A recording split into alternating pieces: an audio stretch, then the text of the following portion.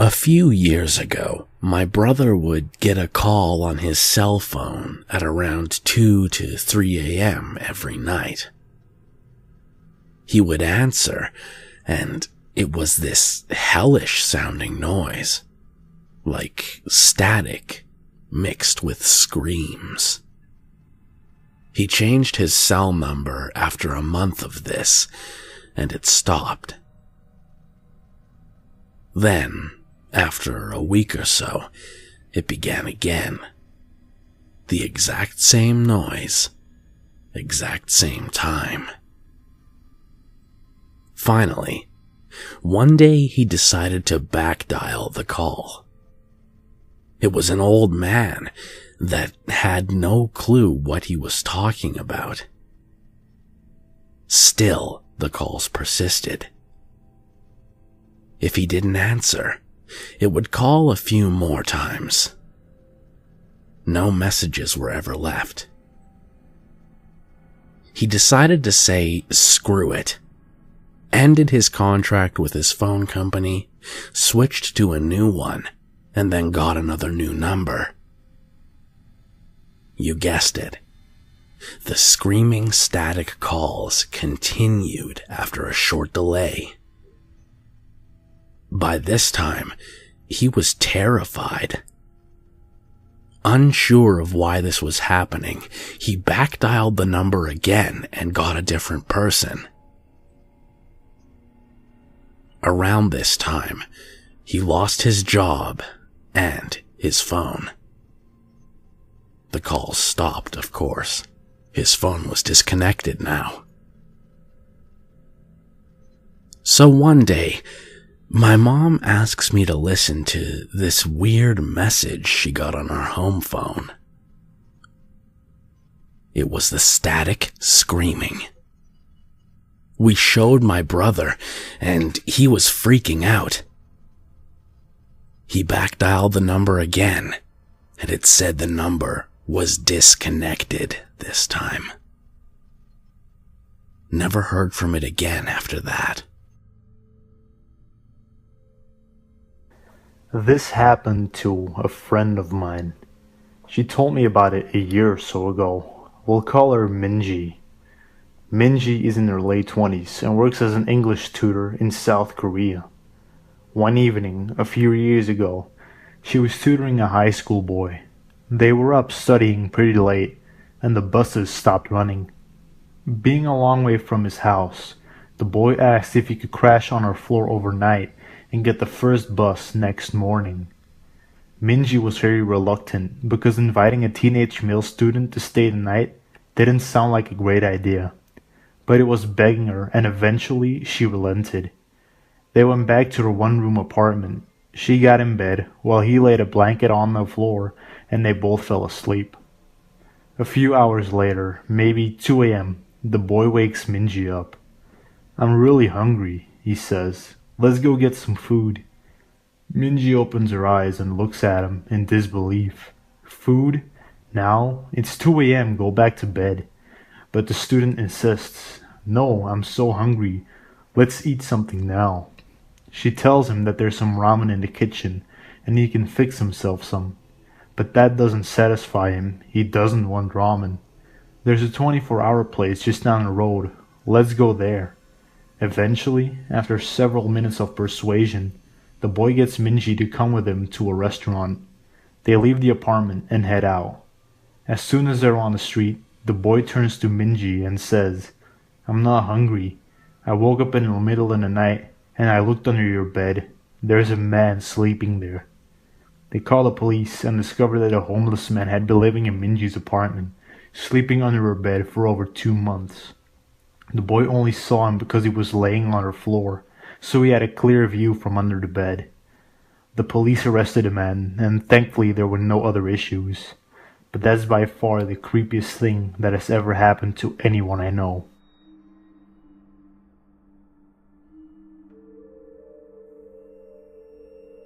My friend and I were going to a party a few hours out of town, so we decided to stay at her family's holiday house about an hour south of the party.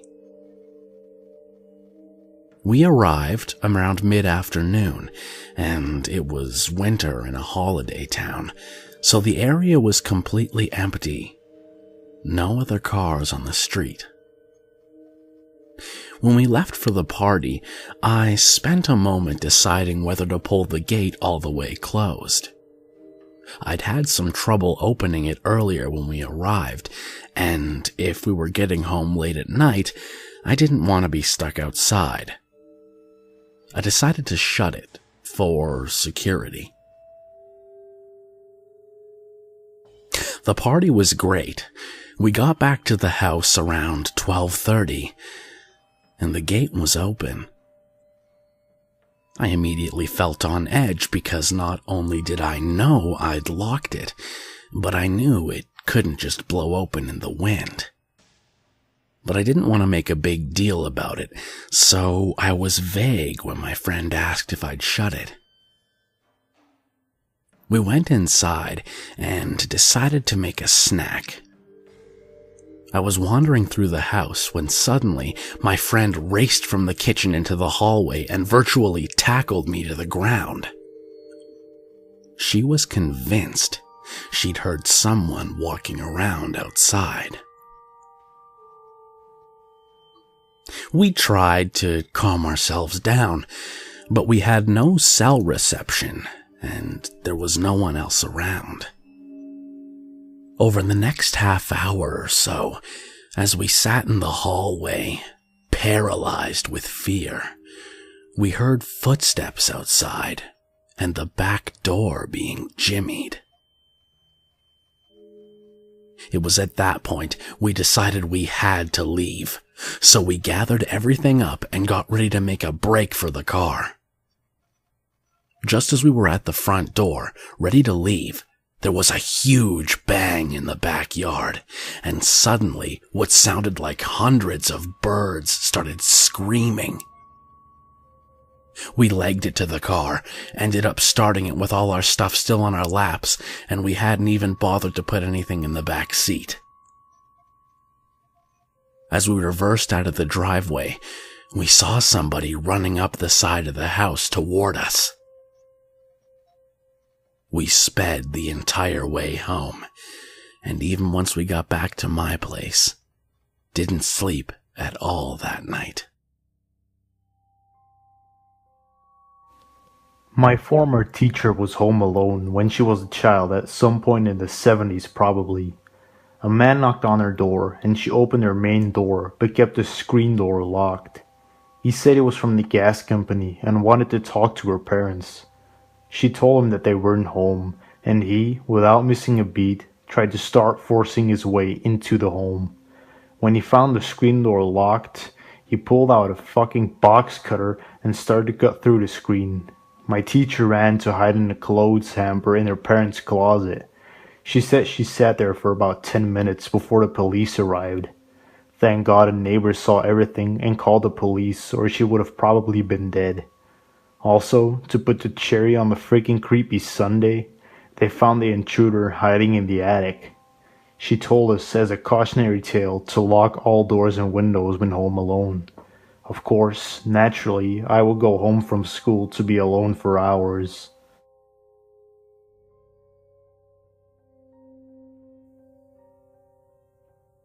A few weeks ago, my girlfriend and I were sleeping together when I woke up to her saying, "What are you doing?"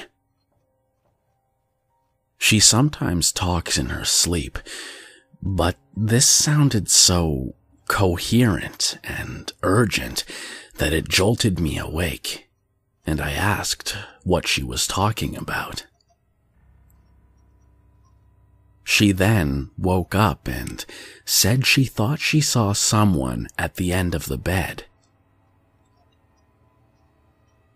Thinking it was just a dream or semi-awake hallucination, we thought nothing of it and went back to sleep.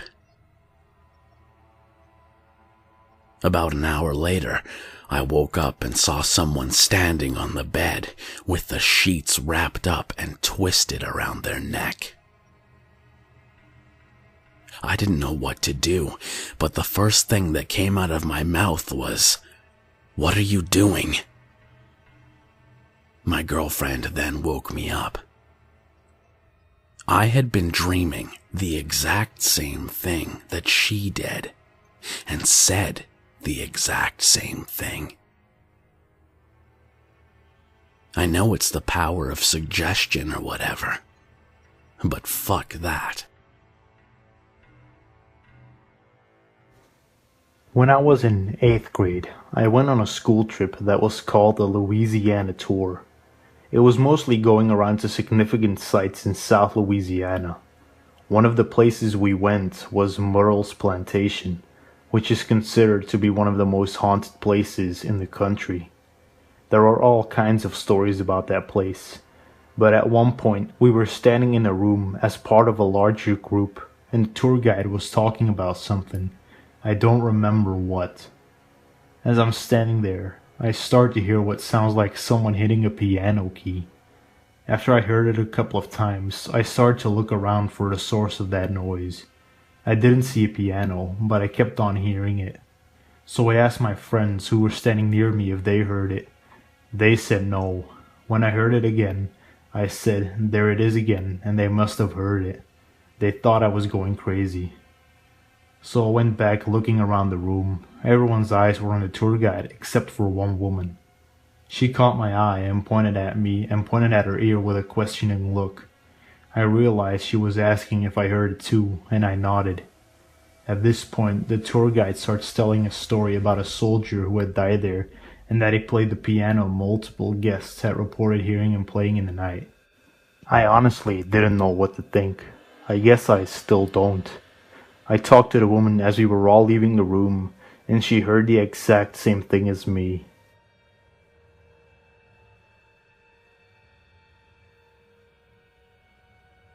When I was growing up, one of my best friends told me about a very creepy situation involving him, his younger brother, and a man in the window. When my friend and his little brother were younger, they shared a bedroom.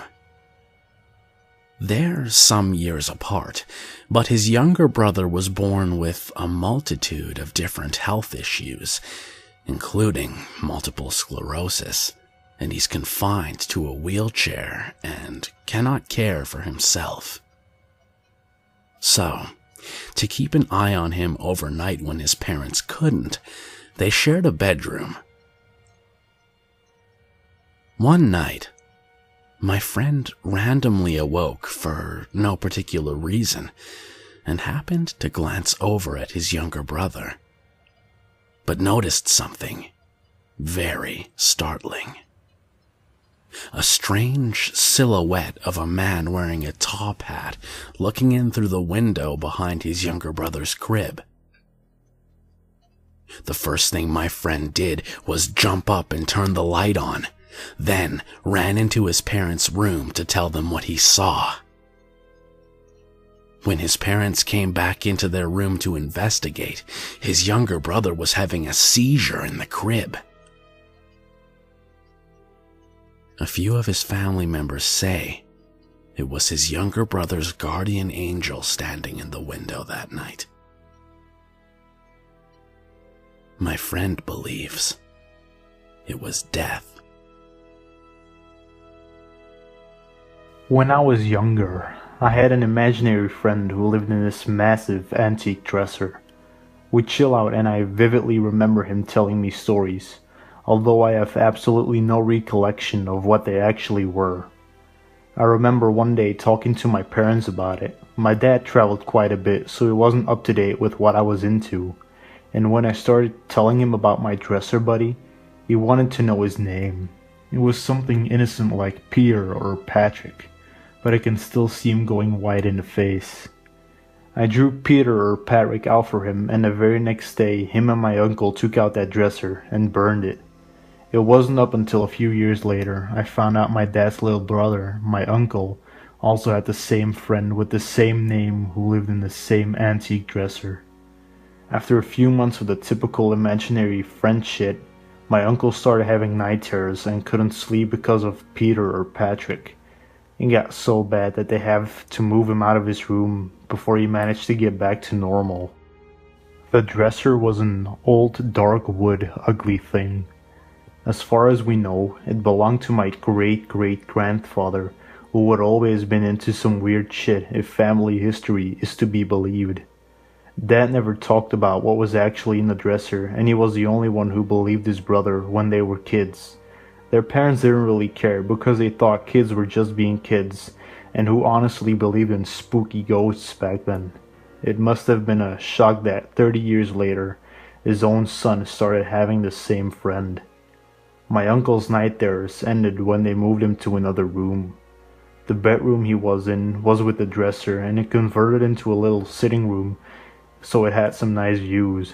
It remained relatively unlived until my dad moved our family into that home, and that room became mine. I haven't seen my uncle in 14 years now, and don't really speak to him since he's on the other end of the world. Afraid to bring something up like this since I know he struggles with depression and alcoholism, so I would hate to add stuff to his plate. Background info. My sister and her now husband are house sitting for my brother-in-law's uncle. The uncle is old and starting to lose it. He rents out a basement suite, and a nice lady lives downstairs. She cleans the house when she's there, but he wanted my brother-in-law to come check on things and feed his old cat once in a while. So the first day they go to house sit, they get in but can't find the cat to make sure it's okay. My sister has cats and knows they like to hide when they're dying, so they were all worried and were looking everywhere for this cat. In the rooms, under the beds, everything. They even checked with the lady downstairs, but she hadn't seen it. So my sister opens up the closet in the spare bedroom and is looking around stuff on the floor. She moves a couple of things and sees a set of feet on the ground in the closet, with clothing blocking anything above the feet. The feet have nicely painted toenails and look human, but she assumes that it's a doll or something. They look in a few more places, and all of a sudden, the cat is in the middle of the living room just hanging out. So they lock the deadbolt and leave. My sister and her boyfriend go out for dinner and a movie, but she can't stop thinking about the feet and how real they looked. She'd started dating her boyfriend fairly recently and didn't want to seem crazy, so she didn't bring it up. But a few hours into the night, she decided that she needed to tell him. He decides that it's probably a doll, but he offers to go back and check anyway.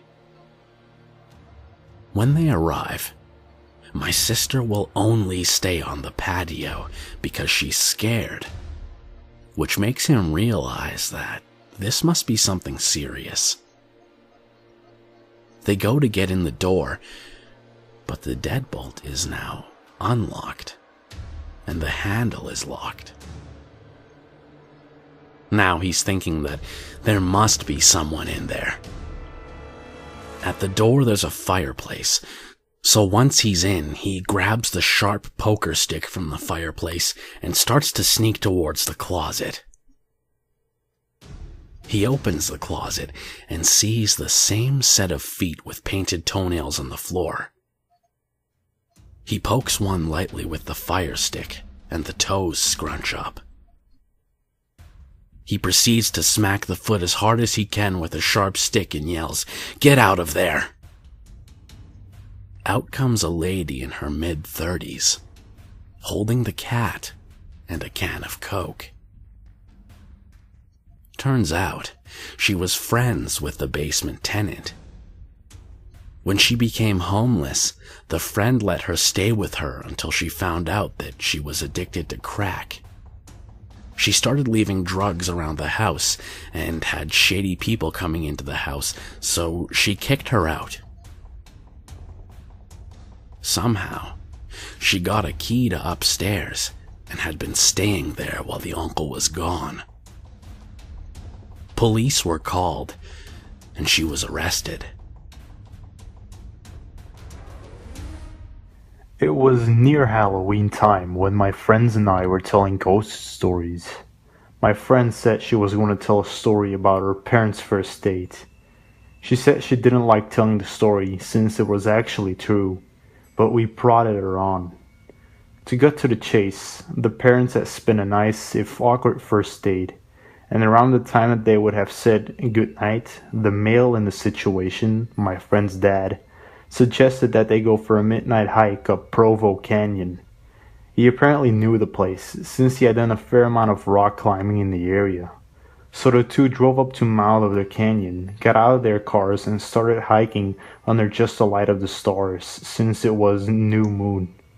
At some point, the male starts getting a bad feeling, since the pathway ahead, which would pass under some trees, would be dark, and because it would be quite late.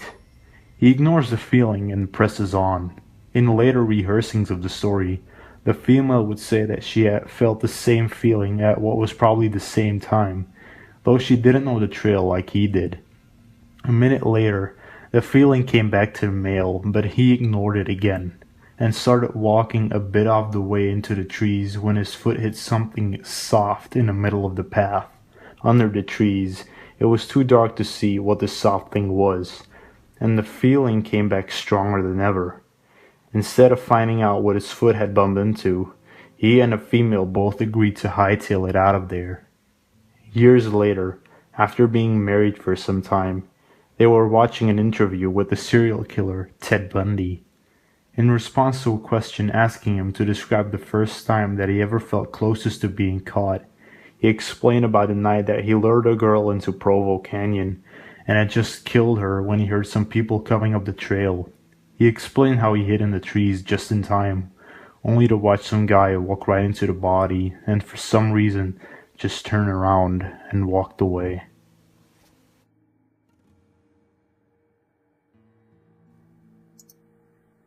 I used to jog through a canyon on the outskirts of my town.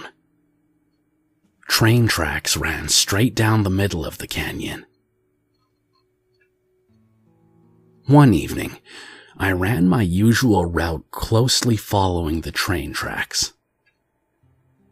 It was getting dark, but I figured that I knew the route pretty well, so in the evening light I kept following the route to its end. Of course, sometimes I'd have to weave off the tracks because a train was passing by. Near the end of the route, I noticed a foul smell, but I figured that it was just the still water that sometimes pools in the middle of the canyon. I made it home fine that evening. The next day, around midday, I ran the same route. Once again, I came to the end of the route where I'd smelled that foul stench the previous night.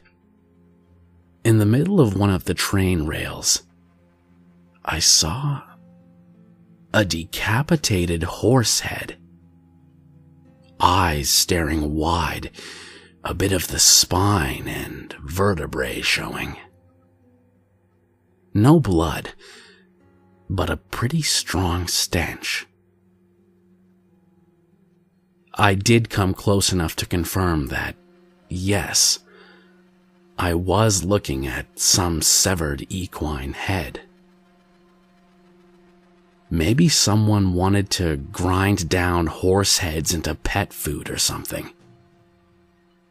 There were also horse trails out in the canyon. Maybe someone took their horse along the train tracks, and the horse slipped and injured itself, and they couldn't move the horse before a train came by.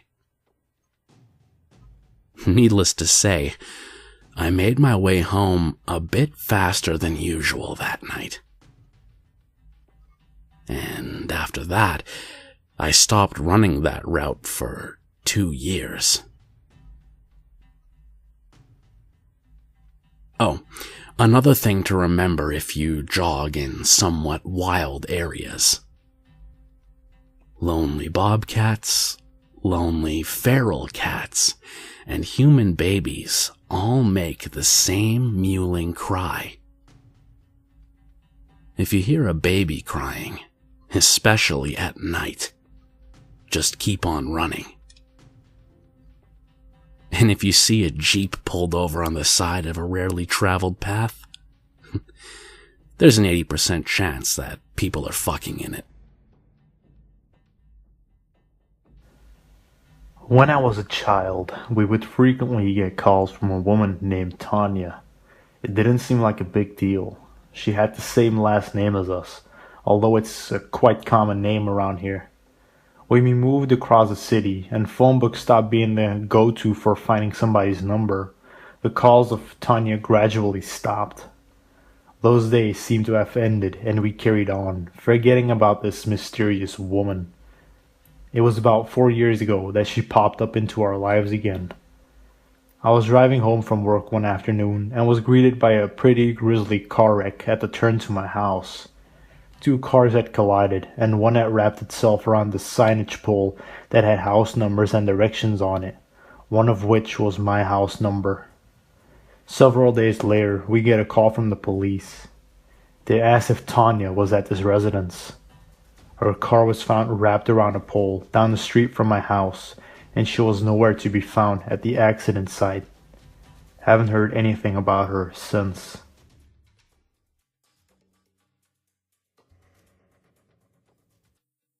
When I was younger, my family was extremely poor, and I lived in a very old mobile home on some land my grandfather owned. This piece of land was in a very small town out in the middle of Texas and covered in woods. The town itself was your typical small country town, where football was king and there was nothing to do but get drunk or high on the weekend. It was also the type of town, along with it being the early 90s, where one didn't typically have to worry too much about locking their doors or setting an alarm. Now, our trailer was a 2-bedroom, and my parents, always putting us kids ahead of themselves, slept in the living room on a fold-out couch. My room was directly connected to it, and my sister's room was down a hallway past the kitchen and bathroom at the other end of the trailer. One night, after everyone had gone to bed, my dad was woken up by a feeling that there was someone in the room. He looks around a bit and sees a large male figure sitting in the easy chair just feet from the bed. My dad quickly flipped on the light switch next to his bed and saw it was a neighbor from down the road named Carter. Carter was known to be a frequent drug user and was often in trouble with the law because of this. My dad asked him what the fuck he was doing there and told him to get out, to which he responded, "I can't get out. The demons are chasing me, and your house is the only safe one." My dad, who I should note is a fairly large and terrifying person, responded that if he didn't get out and get out quickly, that the house would become a lot less safe for him. "If I leave, they'll get me. They've been chasing me all night. If they catch me, I'm dead." My dad's response was that there were no demons, but that if he didn't get the fuck out of his house, that he would indeed be dead. From what I've been told, since I was asleep for this part, My mother also hurled a few threats, and while she may not be as big, she was equally as terrifying. I believe it was her anger that finally scared him off. My dad got up and locked the door and watched through the blinds as Carter decided, since he couldn't outrun the demons, he'd steal our old beater Suburban that my dad always left the keys in. He drove around for about an hour. We called the police, and it took them about that long to get out to us since the closest police station was about 20 or 30 minutes away. He finally brought it back and was arrested and taken to jail. He was deemed insane and ended up locked in a mental institution. The scarier part is that for years after this, we'd get phone calls where all we'd hear is music that would have lyrics like, "I'm going to fucking kill you." These calls lasted for years and followed us from house to house, even though we always had different numbers and would even be in different states. We always thought that it was Carter sending us a message. The calls stopped when I was about 12. I later found out that it was around this time Carter thought the best thing he could do for himself was soak himself in gasoline and set himself on fire. My dad used to work as a juvenile detention center guard in the Miami area in the early 70s. He said there was one inmate that reminded him a lot of young Hannibal Lecter. He wasn't strong, but he was very smart and persuasive. One day he started a riot in his block of cells just by talking the other inmates into it. My dad and another guard were sent in to check it out and try to calm things down. Everybody in the block was going crazy, banging on the bars, howling and yelling at each other. Everybody except the young Hannibal Lecter. He was standing still in the middle of his cell with his arms folded, smiling and muttering the same phrase over and over quietly. My dad tried to focus on what he was saying, and after a couple of seconds, he understood. The inmate was reciting my dad's home phone number. I don't know how he got it. Maybe he bribed another guard into getting it for him, or he saw it written on some forms on his way between rooms or something. The guy never called my dad. In fact, he never really got any strange phone calls, ever. But the level of determination in this inmate must have had, all just to freak my dad out, was simply impressive.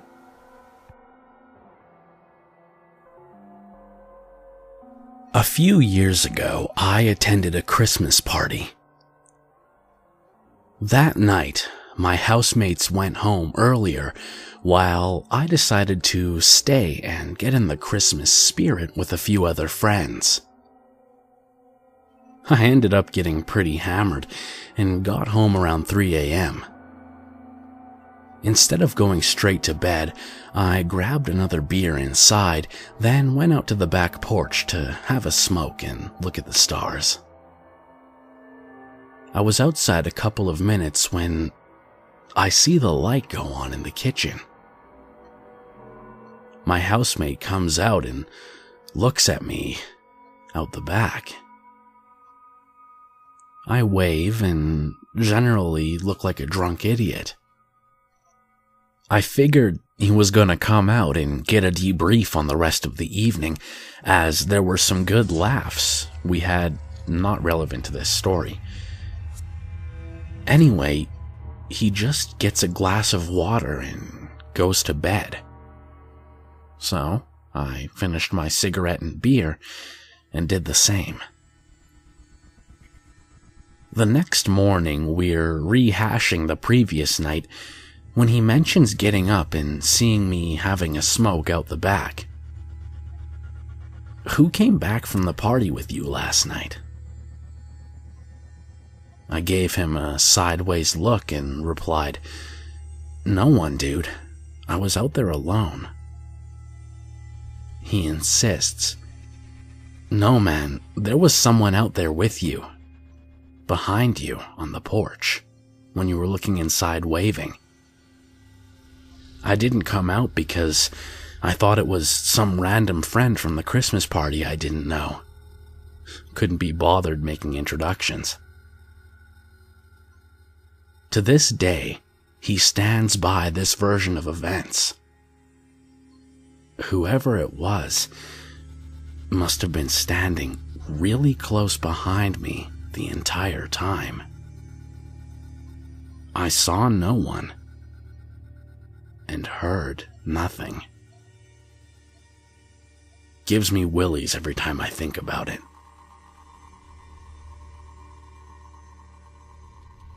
I used to work at Phillips, up near Sleepy Hollow in New York.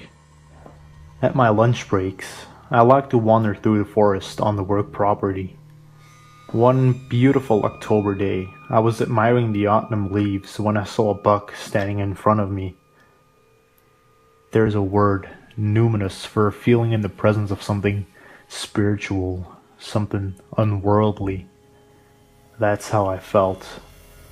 I quietly and carefully stepped closer to get a better view. I was able to approach quite close, almost close enough to touch him. At that moment though, the deer turned, and I felt all the hairs on my arms rise. The deer's eyes were red and dripping with blood. It must have been some kind of disease that had blinded it, and the blindness allowed me to get so close. In the moment though, it was terrifying and uncanny. When I was 3 or 4, we lived in a 1950s ranch house with my parents that we bought at a sheriff's sale. It was kinda run down, but a bargain because it was only a few blocks from my grandmother's home and on the same block as my sister's school. Where the side door came into the house from the carport, there was a utility closet. It housed the hot water heater, a furnace, and a trap door down to the crawl space below the house. The utility closet was in a short L-shaped hallway between the kitchen and the den, which we used as a family room. I remember the crawl space always had a dirty water smell to it. The floor of the crawl space wasn't poured concrete, but was composed of loose gravel. My sister would be at kindergarten all day, so it was just my mother and I until it was time to walk to school to get her. I would play alone in the den, while my mom was decorating cakes, her side job, in the kitchen. My mom would hear me carrying on long conversations in the den with my toys. One of my favorite things to do was to make a cave by lifting the leg rest of the recliner and playing with my toys underneath. I remember it used to annoy my mother because I never put it back down. One day, she asked me why I always did that, and I told her, because the light from the big window hurts their eyes. The light hurts your toys' eyes? No, the 2 little black boys who come out to play with me. That freaked her out. So she talked to my dad about it, and they asked me some more about it. I told them I had 2 friends named Poomy and Punky. They were 2 little black boys that lived under the heater in the utility closet. Poomy always wanted to play, but he had to drag Punky along with him because he never wanted to come. But they weren't allowed to ever be apart. They were both terrified of my dad, and they would disappear back into the closet when they would hear him coming. At night, since my dad was home, they were too afraid to come out, so they would fall down into the crawl space and crawl until they were under my bedroom. Sometimes they would whisper jokes to me through the floorboards, but mostly I would just hear them moving around in the gravel.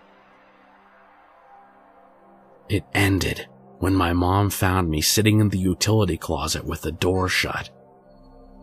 I told her that Pumi and Punky had to leave because a raggedy man who walked along the train tracks at night almost found them. They saw him in our backyard trying to peek through the screen door, so they crawled into the furnace, turned to cinders, and flew out the chimney. One of my brothers worked security shifts in New York's most upscale hotels. The security desk received a frantic call during one of his night shifts. A guy was calling, all freaked out that his wife was in the bath and not breathing. My brother and another security guard rushed upstairs to the room, and sure enough, they found a woman in the tub, and she was unresponsive. My brother and the other guard got her out of the tub and attempted a CPR in the interim. During resuscitation attempts, the NYPD arrived. They told my brother to stop the CPR because the lady was obviously dead and in their opinion had been a couple of hours. The husband was questioned extensively. He told law enforcement that he and his wife had a fight earlier in the evening. He went out on his own, and when he came back, his wife was in bath. He says he went to bed at that point, but later became concerned when his wife did not come. Privately, among all those present, the general consensus was that the husband had something to do with it, but it could not be proven. A couple of weeks later, the room was again made available to guests, and of course the incident was not mentioned. A woman who frequently stayed at the hotel made a reservation for a week and was assigned to that room. She was the first person to stay in that room since the incident. She came to the front desk first thing in the morning, very upset and with all her luggage in tow. She said that she was canceling the rest of her reservation and that she would never be staying in that hotel again. She said that she did not sleep the entire night and that the room was haunted. No one at the hotel mentioned her what previously transpired in that room. While my brother worked there, every guest who stayed in the room called about strange goings and many asking to be switched to another room.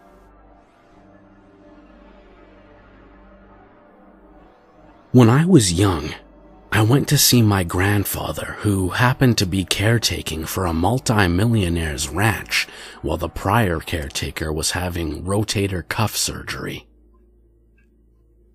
One day, he takes me into the prior caretaker's house and a few others and has me flip the breakers off. All of them. I didn't think any of it at the time. I figured it was maintenance of some type. That night at about 11:30, I was sitting on the couch watching the news and he calls me out into the porch. He points at the caretaker's house, where we turned off the breakers, by the way, but there were 3 lights on. I grab binoculars and look through the windows. No people. No movement. Nothing. He looks over at me and says, "That's the 3rd time this week. The first time I went over with my 357 expecting someone to have broken in, but when I got to the house, the door was locked, just like I'd left it. I went inside and nothing was out of order, except a bar stool was pulled out." Sure enough, we went over and nothing was out of order except the bar stool. So I go downstairs to check the breaker box, and the second I open the breaker box, the lights upstairs turn off.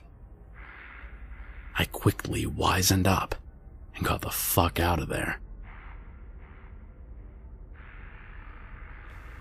I worked in a nursing home as an aide in the hospital unit. One night, I had 3 patients trying to die, and my job was to ensure that they were comfortable. The girls that worked on the floor with me were awesome. We would always try to make each other laugh and get through the night as best as we could.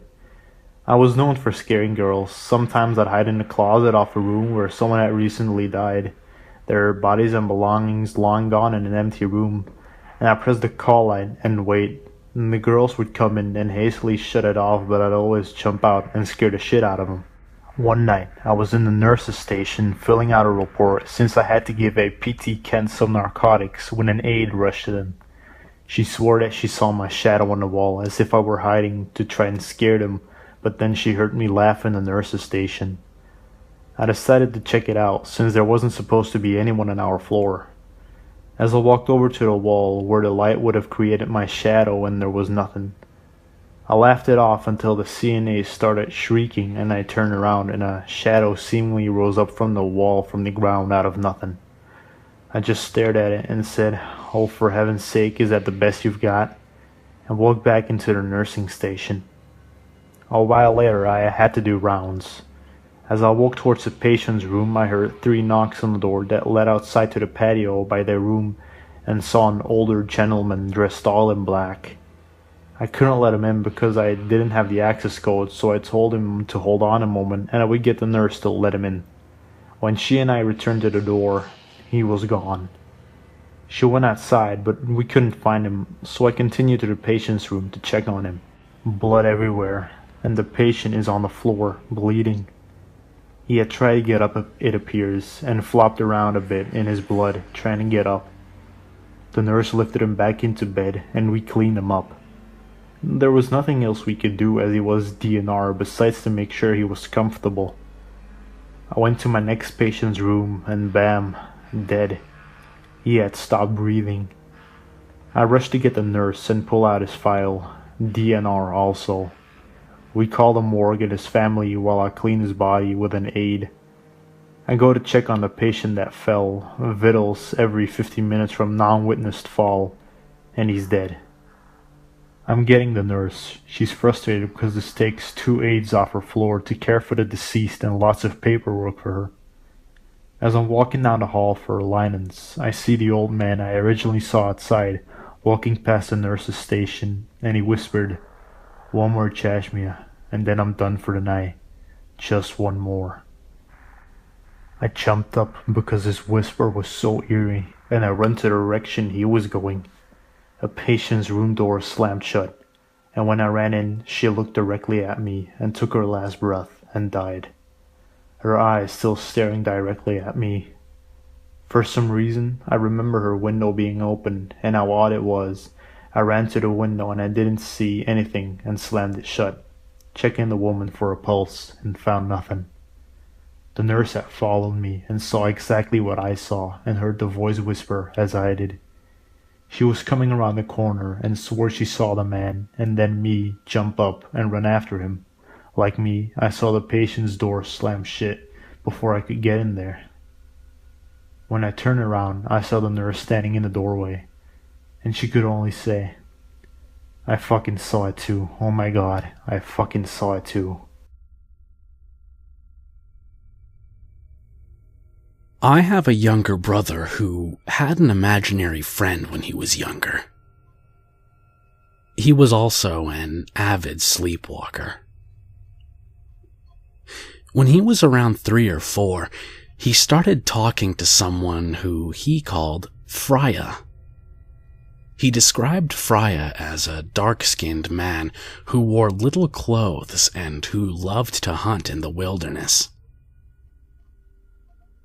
Then one day, he told me that Freya used to live nearby the house a long time ago. And then some white people came and burned him alive and killed his entire village. Not exactly something you'd expect to hear from a 4-year-old. I remembered I would be in my room and hear him talking like he were having a conversation. And when I would try to check on him, he would immediately become silent and turn his head as soon as I peeked around the corner.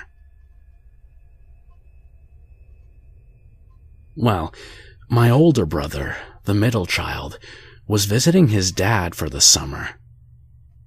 But the day he got back, my youngest brother told my mother that Freya didn't like when my brother was mean to him. He's going to scare him. That night when my brother got home, my mom and I were downstairs and heard a scream that I can still hear to this day. We ran upstairs and found my brother swearing that someone was shaking his bed violently. It was a bunk bed, and my youngest brother was sound asleep.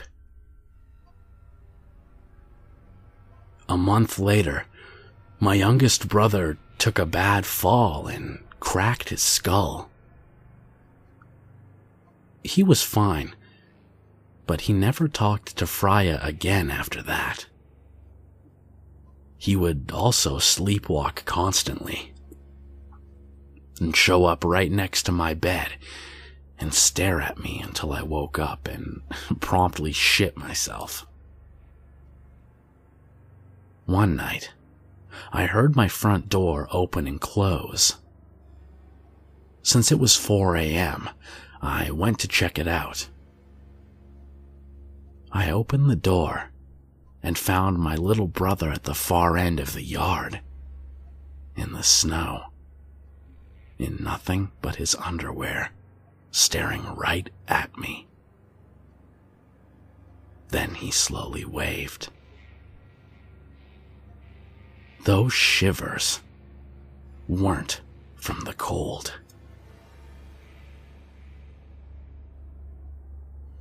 When I was 2 years old, my uncle committed a double murder and suicide. He was a meth head and had been taking money from my grandmother, and finally one day, she told him no more. That just happened to be the day I was at their house. He went to his room and brought out a shotgun. He shot my grandfather in the face. My grandmother ran and grabbed me, and he shot her in the back. She dropped me and rolled over. He pulled out a big knife and hit her in the neck with it. He then turned his attention to me. I remember this vividly. I was crying and he picked me up, rocked me for a minute, and sat me in my swing. He then pointed the shotgun directly at my face. All of a sudden, he just stopped, like something was fighting with him, like physically preventing him from blowing me into a million pieces. Next thing I know, the gun is in his mouth, and bang! That's all I remember. My parents never told me a single thing about it, and up until a year ago, they didn't know that I even knew about it. When I told my dad, he started crying and told me how I was just swinging in my swinger like someone were pushing me. I'd forgotten about it until I was 13, and all of a sudden I remembered. Fucked with my head for a while. This is a story my grandmother would tell of something that happened to her when she was younger, and happened sometime around the mid-60s. First, a little background. The city we live in has a lot of parks, including many of those little fenced-in gardens in the middle of squares. The current name is based on Gaelic for Dear Green Place.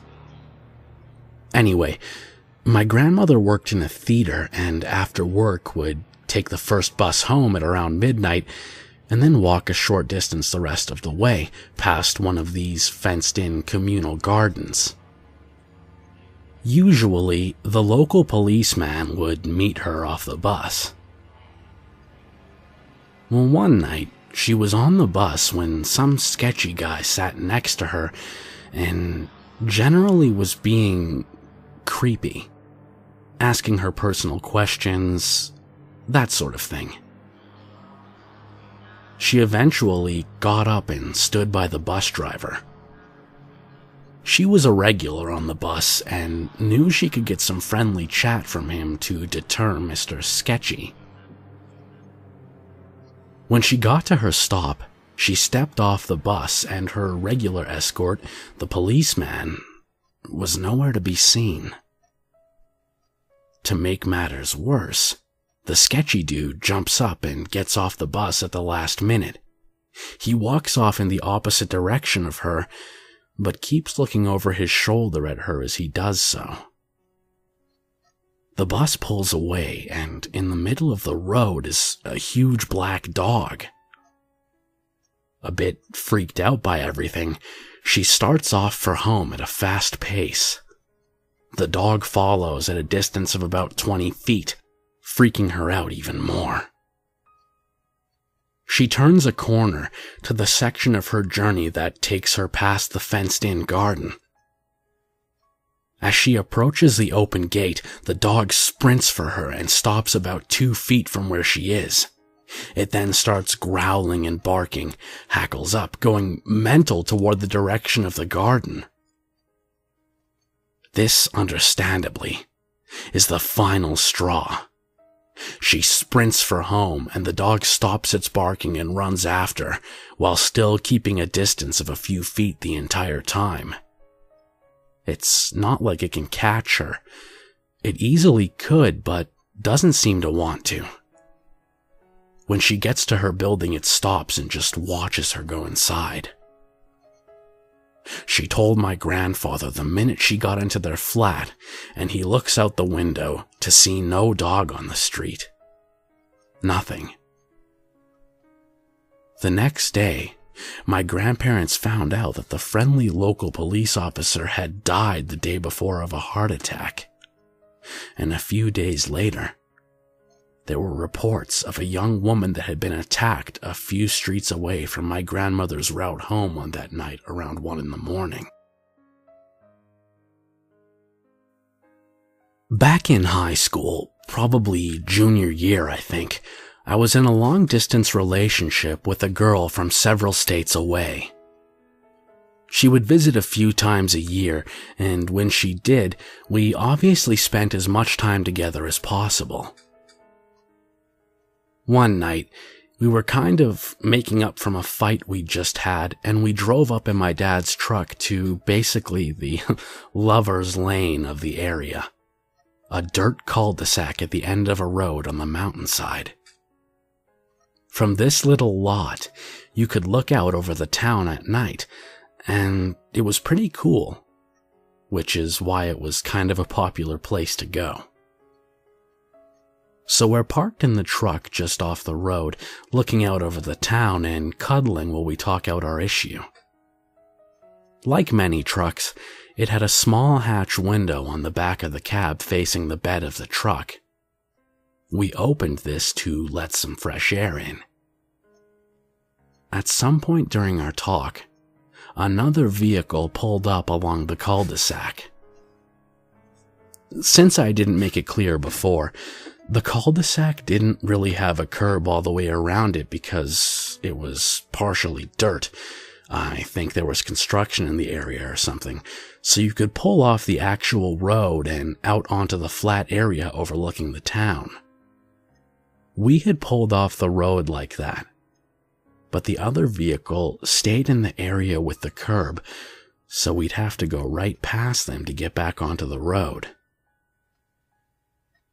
Anyway, this vehicle pulls up and a bunch of guys a little older than us get out and start messing around.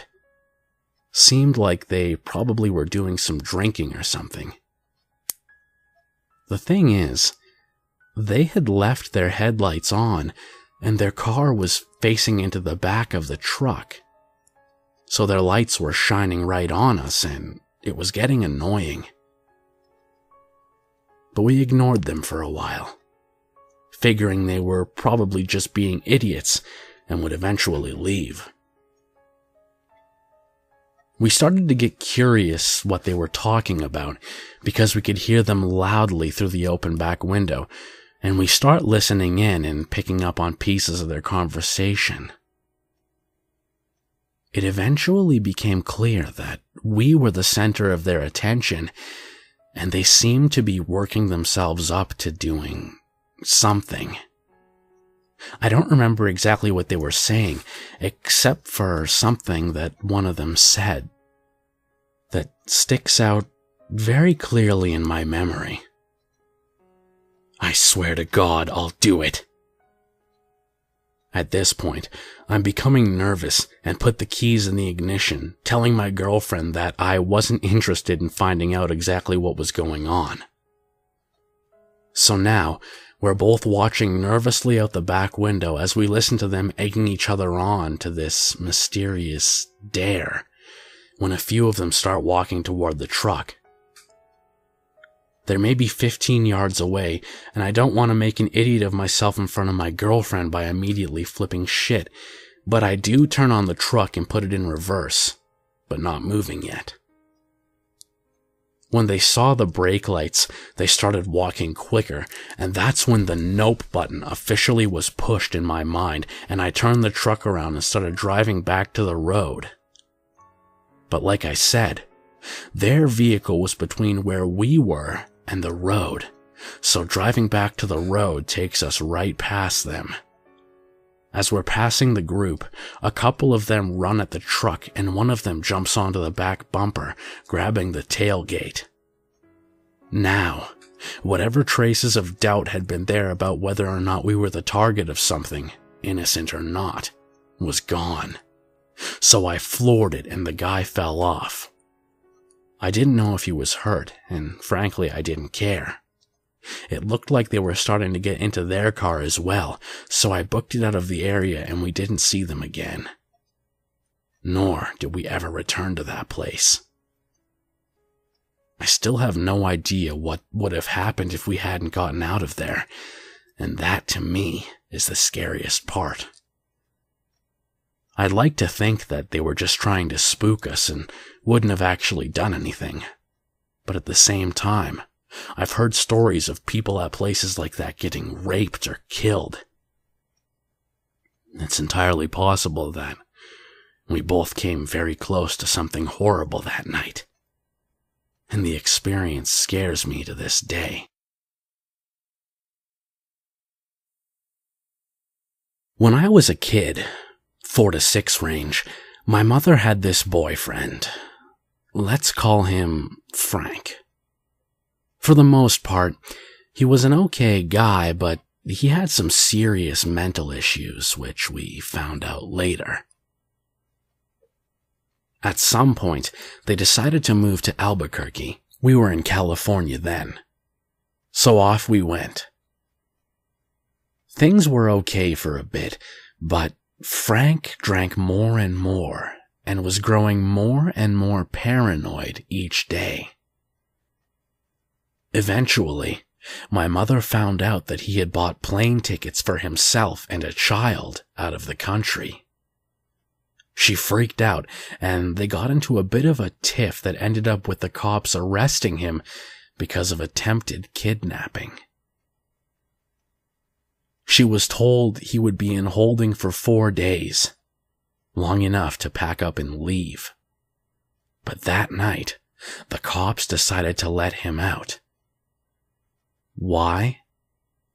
Because he knew how to vomit blood, and they freaked out. And instead of taking him to the hospital, they dropped him off at a fucking Walgreens to get his medication, since clearly this guy was no threat. To make things worse, they didn't even bother calling my mother to warn her that, oh hey, the guy who was planning on kidnapping your child is out roaming the streets. A few hours later, I'm asleep in a sleeping bag next to her when I wake up to find his shadowy figure standing over me. He had broken in.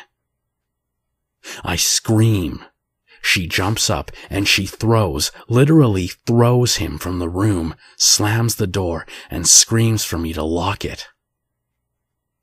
I do. I think anyway.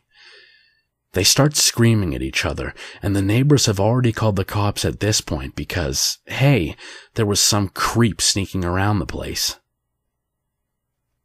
At some point during their fighting, she threw him through the sliding glass door. About the same time, 2 officers were sneaking around the house to see what the hell was going on. She was arrested, and he kept trying to tell them to let me stay with him. I was still locked in the bedroom. Eventually, the cops acquiesce, and she is, well, still handcuffed, allowed to convince me to unlock the door.